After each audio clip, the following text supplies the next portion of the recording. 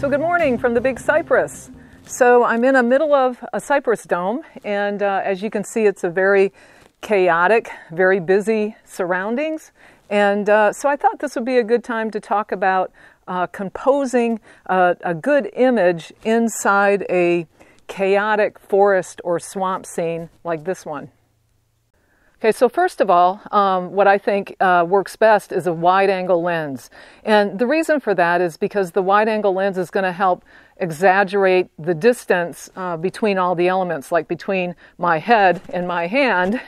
So you can see everything the distance is just much greater between elements. And I think that makes it easier to compose a scene, but it also helps to kind of capture kind of the broadness of a swamp scene like this one. Okay, so the first thing I do when I come into this cypress dome is I look around, and depending on the light, I can pretty much go anywhere. If the lighting is diffuse, maybe you have a cloudy day, you can pretty much go in any direction looking for a good composition. Kind of let the light guide you through the scene. And as I'm walking through this swamp, I'm looking for two things. I'm looking for an interesting foreground element. So that could be something like this air plant right here. This is a bromeliad. So something like that stands out from its surroundings. And it is also nice to look at. So you don't want to just throw anything into the foreground.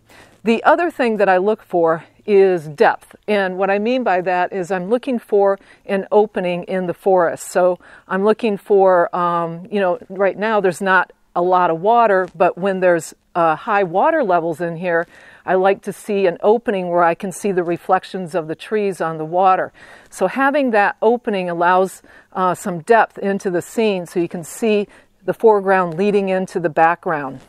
So once I find a scene that I like, what I do then is I take the camera off the tripod and I just look around a bit, trying out different angles, different perspectives, and I always look through the viewfinder. I think that's really important when you're composing an image, especially a busy one like this one. You want to see it within the frame of the camera.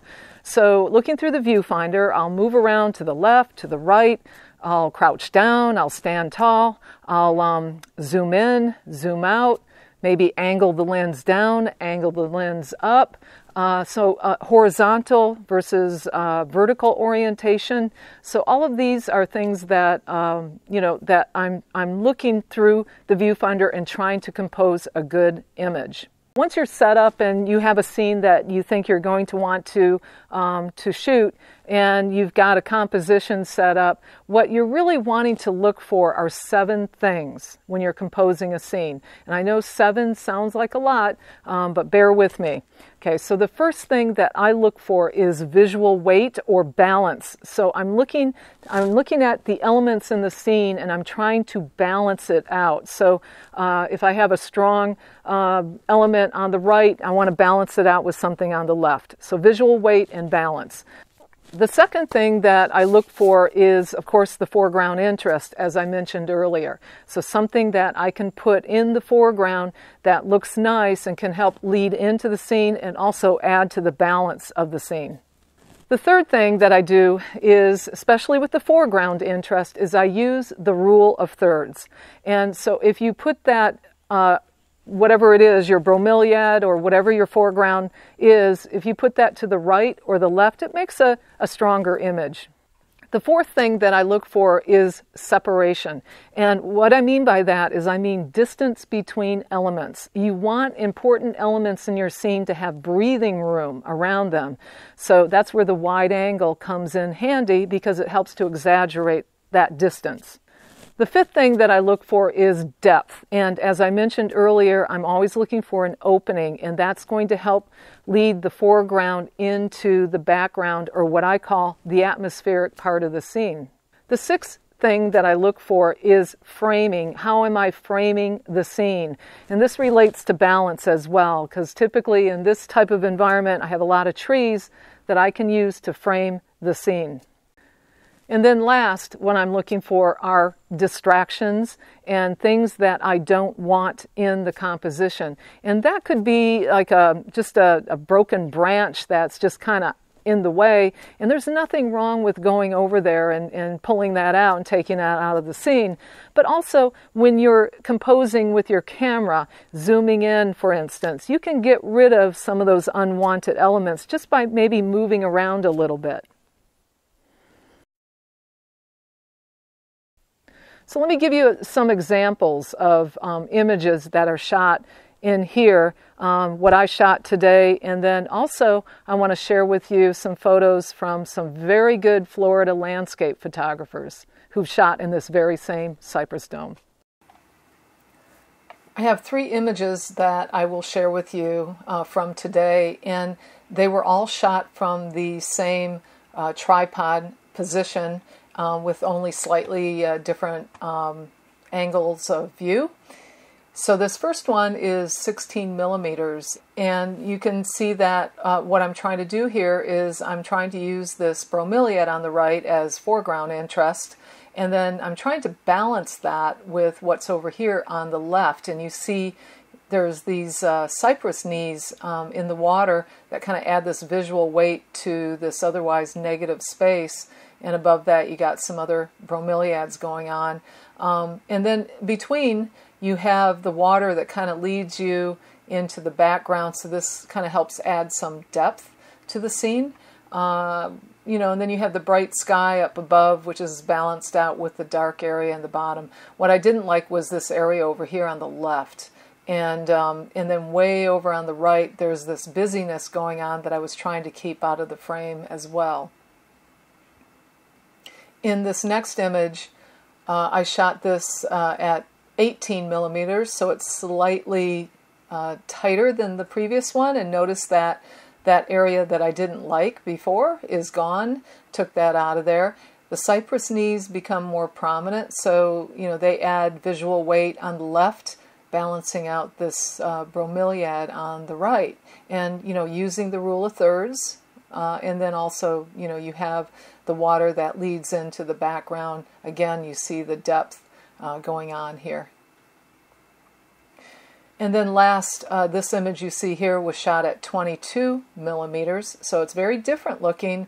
Everything looks closer, more compressed. The distance is not exaggerated like in the previous shot. In the previous shots, you know, you could see some nice separation going on, you know, with the foreground and the background, but here everything just kind of looks closer. So it's very different. The sky is more dominant here because what I did is I raised the tripod up so I was more eye level with that bromeliad, and you know, everything just kind of looks more normal, not this exaggerated wide angle distance that you see in the other 2 photos. So last, what I'd like to do is share some photos from 2 Florida landscape photographers who have shot in this exact same location. But I wanted to show you a couple of their photos to just kind of give you an idea of what a really good composition can do inside this this very chaotic swamp scene. So this first image here was shot by Paul Marcellini. He is, I think, one of the best Florida landscape photographers currently. And notice that, you know, he's got this nice light that's coming in from way in the back in the background, so it's almost a backlighting, and you can see the light here hitting this tree, so you can see the direction it's coming from. But more importantly, look at how the light plays on the water, and it's almost like these leading lines that help lead into the background, adding really nice depth. He uses a tree on the left and a tree on the right to frame that as well. And see that bromeliad, of course, adds a very strong foreground interest that helps also add depth to this scene. So this works very well. Here's another one from Paul Marcellini that I love. It is, notice, you know, you're starting to see a theme here. When you're in this type of setting, you know, you want to look for these openings. You know, you want to add depth to the scene and really lead the eye into it, and use foreground interests, use framing to help, the eyes get into that whole entire scene. So notice how he also uses this, you can see this opening in the water, which is actually created by an alligator, by the way, that helps kind of draw the eye in. Beautiful lighting as well, and then nice trees to frame the scene. And then the other Florida photographer that shoots primarily or entirely black and white is Clyde Butcher. And notice, again, this is from the same cypress dome. Notice how he also uses this framing around an opening in the swamp. So again, the depth that is created from that is framed by this tree over here and this tree over here, and the foliage is quite beautiful, and it really balances out the scene quite nicely.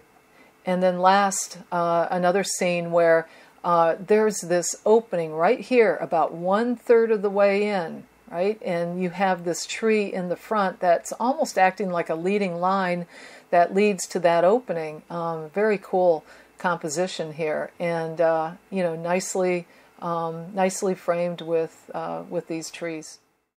Okay, so I hope I've given you some useful tips to get out there and create some beautiful images out there in a swamp or a forest. Remember, it's not about just taking a shot, it's about creating an image and, putting some thought into it and getting the best composition you can out of it. So get out there, have fun, and create. So I just want to say thank you for looking on and subscribing, liking, commenting. Really appreciate all of that.